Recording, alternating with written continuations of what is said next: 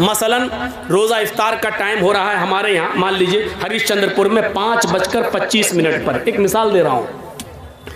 अब आदमी 5:25 पर बैठा हुआ है, हम रोज़ा नहीं खोलेंगे। नहीं, क्यों? पता नहीं सूरज डूबा होगा या नहीं डूबा होगा। 5:30 हो गए फिर भी रोज़ा नहीं खोल रहा। नहीं, थोड़ा सा और भूखा रह लूँ तो और ज़्यादा सवाब मिलेगा। तो मिलेगा? अब वो ईशा तक रुक जाता, नहीं ईशा तक और भूखा रह लूं और ज्यादा सवाब मिलेगा, तो उसको सवाब मिलेगा? नहीं मिलेगा। क्या होगा? गुनाह और पड़ेगा। क्यों? क्योंकि उसने रोजा तो रखा लेकिन रोजा मोहम्मद रसूलुल्लाह के तरीके पर नहीं रखा। अल्लाह के नबी सल्लल्लाहु अलैहि वसल्लम ने यह फरमाया था कि लोग, मेरी उम्मत उस वक्त तक खैर और भलाई में रहेंगे जब तक कि वो रोजा इफ्तार करने में जल्दी करेंगे। अब जल्दी करने का यह भी मतलब नहीं है कि असर के बाद ही खोल लो। जल्दी करने का मतलब यह है कि जैसे ही 5:25 पर सूरज डूबा आप फौरन रोजा इफ्तार कर लो, लेट मत होइए। अब जर्जीस साहब के यहाँ मान लीजिए हरिश्चंद्रपुर में 5 बजे सहरी का टाइम खत्म हो रहा है सुबह। जर्जीस साहब की आंख लग गई, 7 बजे उठे। क्या हुआ यार, सहरी नहीं कर? अच्छा कितना? 5 बजे सहरी का टाइम खत्म था, 7 बज गए, 2 ही घंटा तो लेट हुए, चलो अब सहरी कर लेते हैं। सहरी 7 बजे कर ली। उधर 5:25 पर इफ्तार का टाइम हो गया। नहीं, अभी नहीं इफ्तार करेंगे क्योंकि 2 घंटे बाद सहरी की थी, इसलिए 2 घंटे बाद इफ्तार करेंगे। उधर हम 5:25 के बजाय 7:25 पे इफ्तार कर रहे हैं। टाइम तो बराबर हो गया ना? टाइम तो बराबर हो गया ना? लेकिन ये रोजा नहीं माना जाएगा क्योंकि सहरी का टाइम खत्म हो रहा था 5 बजे। आपको 4:59 तक सहरी करना थी, 5:01 पे नहीं करना थी, लेकिन आप तो 7 बजे कर रहे हैं। आपने उसूल तोड़ दिया, ज़ाब्ता तोड़ दिया, नबी अकरम का बनाया हुआ कानून तोड़ दिया, इसलिए आपका रोजा कबूल नहीं किया जाएगा। चाहे आप 7:30 बजे खोलें, 8:30 बजे खोलें, 9:30 बजे इफ्तार करें, लेकिन नहीं माना जाएगा क्योंकि रोजा रखना मकसद नहीं है, शरीयत की पाबंदी कराना मकसद है। आइए एक और चीज से समझा देते हैं हम आपको। एक कागज है मेरे पास, मान लीजिए जेब में पड़ा होगा, ये मान लीजिए एक लिफाफा है हमारे पास, इस पे मैंने एक लेटर लिख दिया और पोस्ट बॉक्स में डाल दिया। सुनिएगा, बड़ी अच्छी मिसाल दे रहा हूं, पोस्ट बॉक्स में डाल दिया, लेकिन उस पर 5 रुपए का जो टिकट लगता है सरकारी लिफाफे पर, वो हमने चिपका दिया, सरकारी टिकट, और एड्रेस लिखा। बताइए तो जब 5 रुपए का सरकारी टिकट लग गया और एड्रेस भी सही है तो हमारा लेटर अपने एड्रेस पर पहुंचेगा या नहीं पहुंचेगा? पहुंच जाएगा। सरकारी टिकट नहीं लगाया लेकिन लिफाफा हमने 1000 रुपए का खरीद लिया, बहुत खूबसूरत है, डिजाइनदार है, बहुत अच्छा है, कागज बड़ा उम्दा है, उसकी कीमत 1000 है। उस लिफाफे पर हमने लेटर लिखकर रख दिया लेकिन सरकारी टिकट 5 रुपए का नहीं लगाया, तो क्या वो अपने एड्रेस पर पहुंचेगा? नहीं पहुंचेगा, और पहुंचेगा तो बैरिंग बन जाएगा, आपसे वसूल कर लिया जाएगा 10 गुना।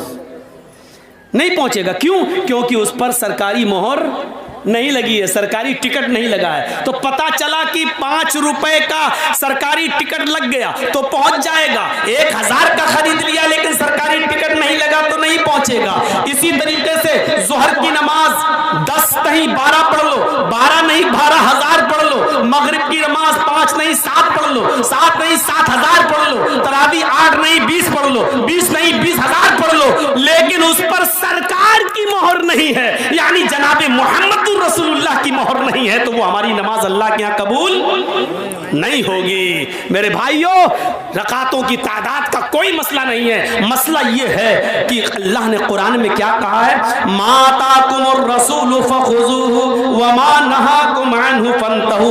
रसूल तुम्हें जो दे, जिसने माँ को समझ लिया वो सब कुछ समझ गया। आज पूरी तकरीर मेरी समझ जाओगे अगर माँ को समझ लिया।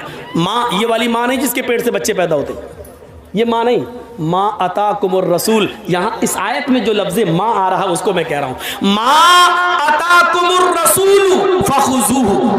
माँ के 2 माना हैं, जहन में रखिएगा, दिमाग में, माइंड में। माँ के कितने माना हैं? यहाँ इस जगह 2।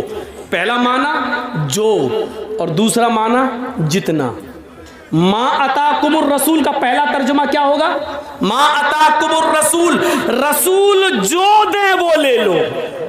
सुनिएगा क्या मतलब हुआ, मा अताकुमुर रसूल, रसूल जो दे वो ले लो। और दूसरा माँ का तर्जुमा यहां ये होगा, मा अताकुमुर रसूल, रसूल जितना दे उतना ले लो।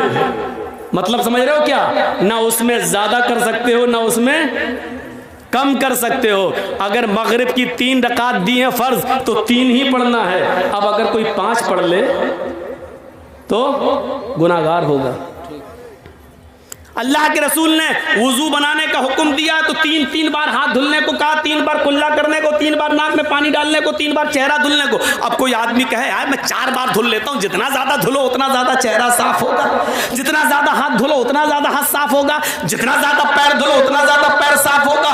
तो माफ कीजिएगा, जो आदमी आज़ाए वुजू को 4 बार या 5 बार धुलता है तो उसका वजू होगा नहीं, सुन्नत के खिलाफ करने पर उसकी नमाज रद्द कर दी जाएगी और उसको गुनाह पड़ेगा। क्यों? क्योंकि अल्लाह के रसूल ने जितना दिया था इसने उतना नहीं लिया, बल्कि नबी के दिए हुए को कम समझा, इसलिए उसने ज्यादती कर दी, अपनी तरफ से बढ़ा दिया अपनी तरफ से। तो नबी जो दे वो ले लो और जितना दे उतना ले लो। और इतना याद रखना, गलती बड़े बड़ों से हुई है। कोई आदमी दुनिया में ये नहीं कह सकता कि हमसे खता नहीं हो सकती है। इस्लाम जानबूझकर खता करने को गुनाह करार देता है, लेकिन अनजाने में, मसलन हम बहुत पढ़े लिखे, एक मिसाल दे रहा हूं, मान लीजिए मैं बहुत पढ़ा लिखा लेकिन हमको तहकीक करने में कोई गलती हो गई, लेकिन इल्म हो जाने के बाद कि सही चीज़ ये है, हम जो है वो गलत है, तो फिर सही चीज़ आ जाने के बाद हमको गलत चीज़ को छोड़ना पड़ेगा, हमें गलत चीज़ को तर्क करना पड़ेगा। इल्म हो जाने के बाद कि हम उस पर जमे हुए हैं तो वो ठीक नहीं है। आइए मैं तुम्हें लेके चलता हूं एक ऐसे मंजर की तरफ, आपको बड़ी हंसी आएगी, आपको बड़ा मजा भी आएगा, लेकिन मजा देने के लिए और हंसाने के लिए मैं आपको तकरीर नहीं कर रहा हूं। यहां आपको बुखारी शरीफ की एक हदीस का वाकया सुनाने जा रहा हूं, लेकिन इस वाकये में ही आपको थोड़ी सी मुस्कुराहट आ जाएगी। 2 कदीम सहाबा हैं और सफर कर रहे हैं। एक का नाम है हजरत अम्मार और एक का नाम है हजरत उमर। उमर फारूक का तो नाम बहुत अच्छी तरह जानते हो, और अम्मार का भी नाम जानते होगे, हजरत सुमैया के बेटे हैं अम्मार। वो सुमैया जिनको शर्मगाह में नेज़ा दाखिल कर दिया गया था और इस्लाम में पहली जो शहीद हुई थी खातून वो। अब सुन लीजिए आप मेरी बात, अब जिसका पेशाब लग रहा हो वो उसको भी रोक लो, यहीं पर मत जाने दो यार, ये बार बार उठ रहे हैं मेरे सामने। असल में बात ये नहीं है, मेरे सामने उठना गलत नहीं है। एक बार हैदराबाद में मैं तकरीर कर रहा था तो कोई मेरे सामने से उठा तो मैं समझा पेशाब करने जा रहा है। वो पेशाब करने के बजाय वो सीधा मेरे माइक आके पकड़ के फेंक देता है, और उसके बाद में लाठी डंडे और टमाटर अंडे चले वहाँ फेंके गए। तो मुझे वही मेरे दिमाग में भरा हुआ है, जब भी सामने से कोई उड़ता तो मुझे डर लगता है कि ये माइक पकड़ने ना आ रहा हो। अब वही दिमाग है, मैंने कहा नहीं वो भूखा आदमी, उससे पूछा 2 क्या कहता 4 रोटी। तो जो दिमाग में भरा होगा वही है ना, तो मेरे दिमाग में ये भरा है। जो भी सामने से उड़ता है मैं समझता हूँ ये माइक पकड़ने तो नहीं आ रहा है। जैसे अभी मौलाना मेरे कान में बोले तो मुझे यही लगा, कहीं कुछ लगा मुझे, लेकिन वो कान में बोल दिए, समझाती है ठीक है। तो सुनिए, एक थे अम्मार और एक थे उमर, दोनों सफर में थे। अब मैं अपनी स्पीड थोड़ी स्लो कर रहा हूं, आपको तभी आप समझ पाएंगे। दोनों सफर कर रहे हैं और रात में जंगल से गुजर हो रहा है। सोचते खतरनाक जानवर हैं, इसलिए इसी जंगल में सो लिया जाए, आराम कर लिया जाए। उन्होंने अपनी अपनी चादर बिछाई और सो गए।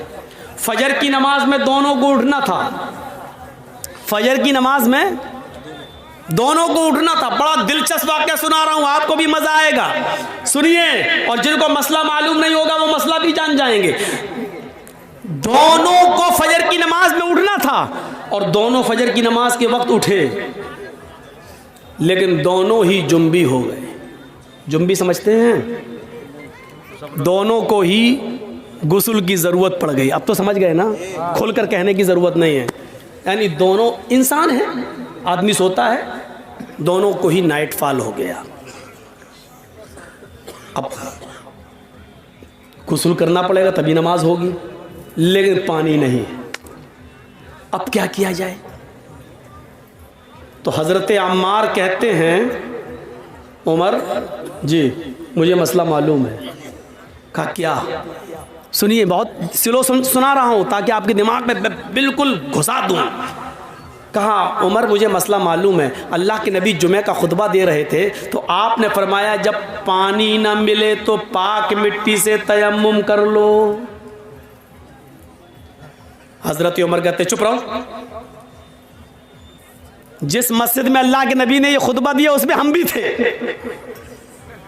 आपने ये बात कही थी कि पानी ना मिले तो तयम्मुम कर लो, लेकिन वो वुजू के लिए कहा था, गुस्ल के लिए नहीं। हमको वुजू की जरूरत नहीं है, गुस्ल की जरूरत है।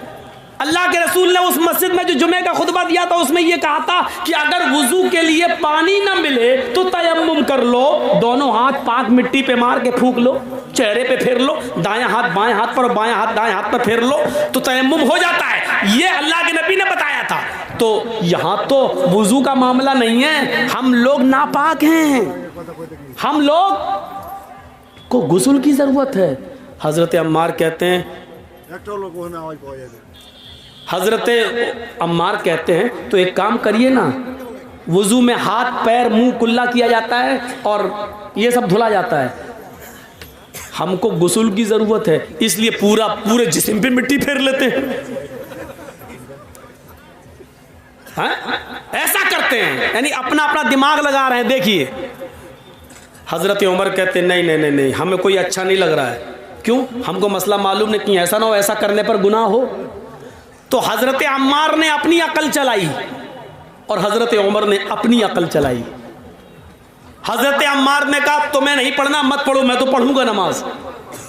तो हजरत अम्मार ने क्या किया, एक झाड़ी के पीछे चले गए, मिट्टी पड़ी थी, बुखारी शरीफ की हदीस के अल्फाज हैं, अपने जिस्म को उस पर पूरा मिट्टी में लोट लिया। बुखारी में क्या है, कमा तमर्रकुद्दाब्बा, यतमर्रकु कमा तमर्रकुद्दाब्बा। हजरत अम्मार मिट्टी पर ऐसे लोटे, ऐसे जैसे चौपाया, आपने देखा होगा जानवर को मिट्टी में ऐसे ऐसे करता ना, फिर झाड़ देता अपने आप को, पूरे जिस्म पर मिट्टी हो जाती है उसके। तो हजरत अम्मार ने ऐसे ही किया, पूरा करके पूरे जिस्म पर मिट्टी मल ली और गए और नमाज पढ़ ली। हजरत उमर देख रहे हैं, उन्होंने नमाज नहीं पढ़ी, हजरत अम्मार ने पढ़ ली। हजरत उमर ने कहा पता नहीं सही हुआ कि गलत। नहीं, उन्होंने अपनी अकल दौड़ाई, नमाज नहीं पढ़ी। शहर में गए, सुबह सूरज निकलने के बाद पानी मिल गया और जैसे ही पानी मिला तो हजरत उमर ने सबसे पहले गुस्ल करके फजर की नमाज कज़ा कर ली, पढ़ ली। उस जमाने में मोबाइल का दौर नहीं था। दबाया, हाँ जर्जी साहब जरा बताइए तो। मालूम है रात के 3 बजे लोग हमें परेशान कर देते कभी कभी, इसलिए मोबाइल बंद कर दिया। 3 बजे पूछते हैं, मौलाना साहब फला हॉस्पिटल में मेरी बीवी एडमिट है, बड़ा अच्छा, अल्लाह ताला ने अभी अभी एक बेटा दिया, क्या नाम रखूं? अरे बच्चा आज पैदा हुआ है, कभी ने 7वें दिन नाम रखना है, तुझे अभी जरूरत क्या थी, सुबह पूछ लेता। रात में 3 बजे फोन कर, क्या नाम रखूं? तो ये परेशान करने वाले लोग भी होते हैं, 3 बजे फोन कर रहे हैं। कहा अरे मौलाना खुशी थी इसलिए बोल दिया। तो बोलो ना मौलाना साहब हमारे बच्चे के लिए दुआ करना, अल्लाह ताला ने चांद सा बेटा दिया। ये क्या नाम, 3 बजे फोन कर रहा था। तो उस जमाने में फोन का जमाना नहीं था, अल्लाह के रसूल से मसला मालूम कर लिया जाए। अब सुनिए, अम्मार इब्ने यासिर ने नमाज पढ़ ली, हजरत उमर ने नहीं पढ़ी। जब सूरज निकल गया, पानी मिल गया, तब उमर फारूक ने नमाज पढ़ ली।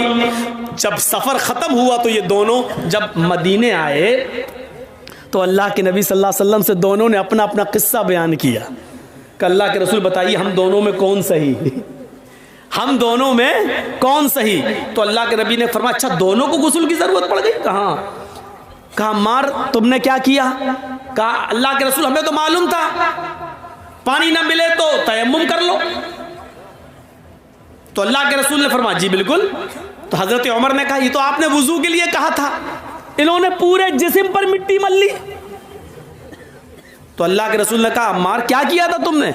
कहा कि मैं तो ऐसे लोटा मिट्टी पर जैसे 4 पैर वाला जानवर जमीन पर लोटता, पूरे जिस्म पर मिट्टी मल ली। तो अल्लाह के रसूल मुस्कुराए और मुस्कुरा कर कहते हैं कि अम्मार तुमने गलत किया, तुम्हें ऐसा नहीं करना चाहिए था। अब हजरत उमर बड़े खुश हैं, ये गलत हो गए तो हम तो सही हुए होंगे, इनकी गलती है तो हम सही हो गए, हमने नमाज नहीं पढ़ी हम सही हो गए। तो कह ले ले ना, और पूरे जिस्म पर मिट्टी मल लो हो गए ना। तो कहा हजरत अम्मार ने, अल्लाह के नबी इनका सुनो, इन्होंने क्या किया? तो हजरत उमर से पूछा तुमने क्या किया? कहा अल्लाह के रसूल जब तक पानी नहीं मिल गया मैंने गुस्ल ही नहीं किया।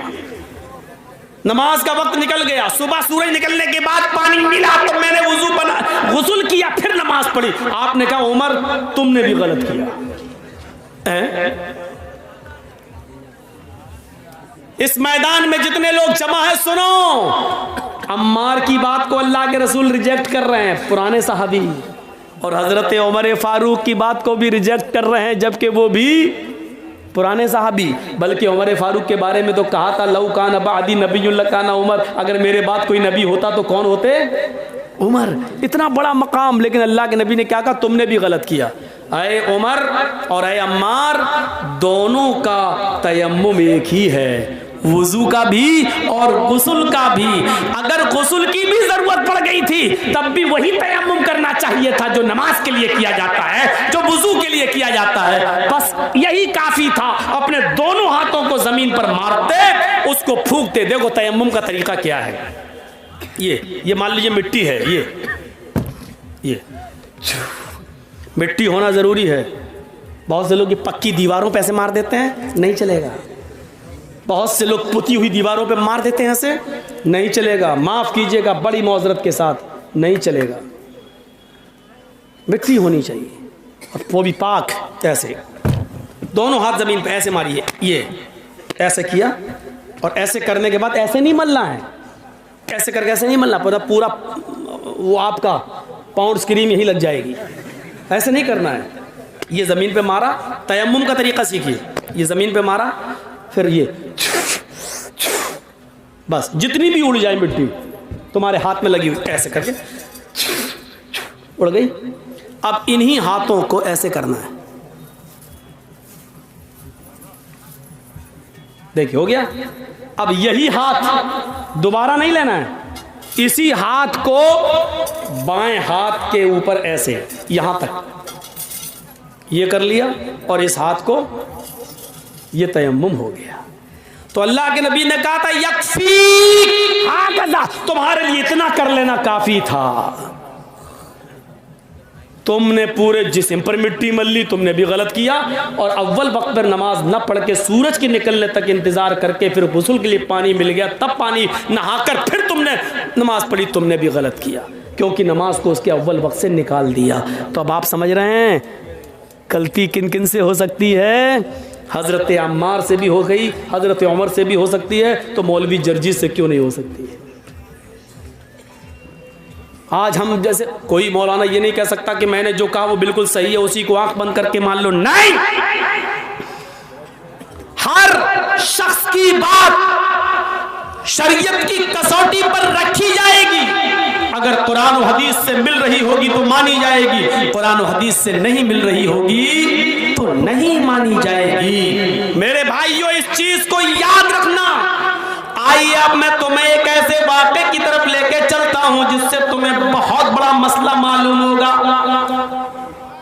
हजरत उमर फारूक खुतबा दे रहे हैं, सुनिए। हजरत उमर फारूक खुतबा दे रहे हैं, और उस खुतबे के अंदर अल्लाह के फरमा रहे हैं कि लोगों, आजकल मेहर बहुत बढ़ गया है। मेहर जानते हैं ना, लड़की की शादी में जो रखा जाता है उसको आपके यहाँ क्या बोलते हैं? मेहर, दैन मेहर, मोहर नहीं। मोहर तो वो होती जो लगाई जाती है। मेहर, दैन मेहर, सही है। तो मेहर, लोगों मेहर बढ़ता जा रहा है। सुनिए, बहुत प्यारी बात। अब लोग बहुत ज्यादा मेहर रखने लगे, देने लगे। लड़कियां भी निकाह के मौके पर बहुत ज्यादा मेहर की डिमांड करने लगी। मैंने अल्लाह के नबी के निकाह देखे हैं, नबी की बीवियों को अल्लाह के नबी ने जो मेहर दिया वो मुझे मालूम है। अल्लाह के नबी ने अपनी बेटियों की, ज़ैनब की, रुकैया की, उम्मे कुलसूम की और फातिमा की शादी की तो कितना मेहर रखा ये भी मुझे मालूम है। सबसे ज्यादा जो महर था वो 400 दिरहम, 400 दिरहम का महर था, 400 दिरहम का। 400 दिरहम से ज्यादा महर अल्लाह के नबी ने नहीं रखा। लिहाजा अगर कोई भी शख्स अपनी बीवी को 400 दिरहम से ज्यादा महर देगा तो वो महर उमर उस औरत से छीन लेगा और बैतुल माल में जमा कर देगा। 400 से ज्यादा जो महर होगा, 400 तक तो उस औरत के पास रहेगा, लेकिन 400 के बाद जो भी महर देगा उतना वो जायद महर जो ज्यादा है वो उस औरत से लेकर बैतुल माल में जमा कर दिया जाएगा। ये किसने कहा? हजरत उमर ने कानून बना दिया, मिंबर पे खड़े होकर खुतबा दे दिया। खुतबा तो दे दिया, टाइम खत्म हो गया, उतर गए, जुमे की नमाज पढ़ा दी। नमाज पढ़ाने के बाद उसी मस्जिद में पर्दे में एक औरतें भी नमाज पढ़ रही थी, पर्दा पड़ा हुआ था, औरतें भी नमाज पढ़ रही थी। एक बूढ़ी औरत आती है पर्दे से, कहती है अमीरुल मोमिनीन मुझे आपसे कुछ कहना है। बोला क्या कहना चाहती हो? बोलो। कहा वहीं आना चाहती हूं। मैंने पैरों में सॉक्स मोजे पहन रखे हैं, हाथों में मैंने दास्ताने ग्लव्स पहन रखे हैं, मेरा चेहरा छिपा हुआ है, मैं वहीं आकर आपसे रूबरू मिलना चाहती हूं। आपने मसला गलत बता दिया। हजरत उमर फारूक से कह रही है एक औरत कि आपने मसला गलत बता दिया। हजरत उमर कहते हैं मैंने गलत बता दिया? कि हाँ, आओ इधर। औरत, बूढ़ी औरत गई, कहा अमीरुल मोमिनीन आपने इस मिंबर पर खड़े होकर ये कैसे कह दिया कि कोई भी आदमी अपनी बीवी को 400 दिरहम से ज्यादा महर नहीं दे सकता? हजरत उमर ने कहा मां, बूढ़ी मां, अल्लाह के रसूल ने अपनी बीवियों को 400 दिरहम से ज्यादा नहीं दिया, अपनी बेटियों के निकाह में 400 दिरहम से ज्यादा महर नहीं रखा। फिर उस औरत ने क्या जवाब दिया? अमीरुल मोमिनीन 400 दिरहम देना एक अलग बात है, लेकिन 400 दिरहम से ज्यादा नहीं दे सकता है कोई मर्द। क्या ऐसी कोई हदीस है आपके पास? क्या अल्लाह के रसूल ने 400 दिरहम से ज्यादा महर देने को से मना किया? ऐसी कोई हदीस है आपके पास? तो हजरत उमर ने कहा मां, मुझसे हदीस क्यों मांग रही हो? क्या 400 दिरहम से ज्यादा भी कोई महर दे सकता है? ऐसी कोई हदीस है तुम्हारे पास? यह हजरत उमर ने उससे पूछा, ऐसी कोई हदीस है तुम्हारे पास? उस बूढ़ी औरत ने जवाब दिया अमीरुल मोमिनीन 400 दिरहम से ज्यादा भी महर दे सकता है, हदीस नहीं कुरान की आयत मौजूद है। हजरत उमर ने कहा कुरान में है? मैं रोज कुरान पढ़ता हूं। कहा रोज पढ़ते हो तब भी आपको नहीं मालूम? जल्दी बताओ। आए बूढ़ी औरत, आए माँ, जल्दी बताओ वो कौन सी कुरान की आयत है जिसमें लिखा हो कि 400 दिरहम से ज्यादा भी दे सकता है शौहर अपनी बीवी को महर। उस औरत ने, बूढ़िया ने कुरान की आयत पढ़ी, व आतैतुम इहदाहुन्ना किंतारन फला ताखुजू मिन्हु शैआ। सोचिए,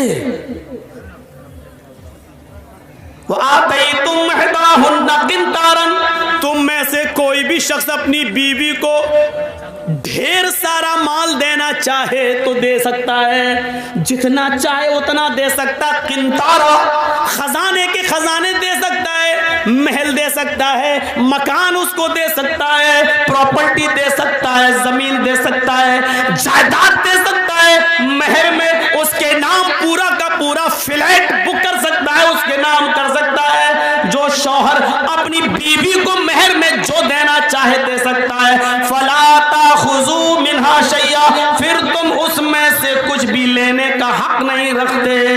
कोई भी उस औरत से छीन नहीं सकता, ये उस औरत का हक है, उससे कोई उसका हक नहीं छीन सकता है। शौहर भी दे तो फिर वो भी वापस नहीं ले सकता।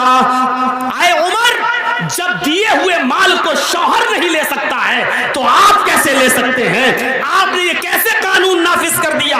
कैसे कह दिया कि 400 दिरहम से ज्यादा अगर कोई अपनी बीवी को मेहर देगा तो वो मेहर छीन कर बैतुल माल में जमा कर दिया जाएगा। आप रॉन्ग हैं, आपने गलत कहा है। कुरान तो कहता है जितना चाहे उतना दे सकता है और उसमें से तुम कुछ भी लेने का हक नहीं रखते। हजरत उमर ने लोगों से पूछा, जो मस्जिद में बैठे हुए थे उन लोगों से पूछा, क्या ये आयत कुरान में मौजूद है जो बुढ़िया पढ़ रही है, ये औरत जो कुरान की आयत पढ़ रही है, क्या ये आयत कुरान में मौजूद है? लोगों ने जवाब दिया, हाँ ये आयत कुरान में मौजूद है। हजरत उमर अपनी गलती एक्सेप्ट करते हैं और फिर मिंबर पर दोबारा खड़े होते हैं और कहते हैं, अख्तार रजुलुन व असाबत इम्रातुन, अख्तार रजुलुन व असाबत इम्रातुन।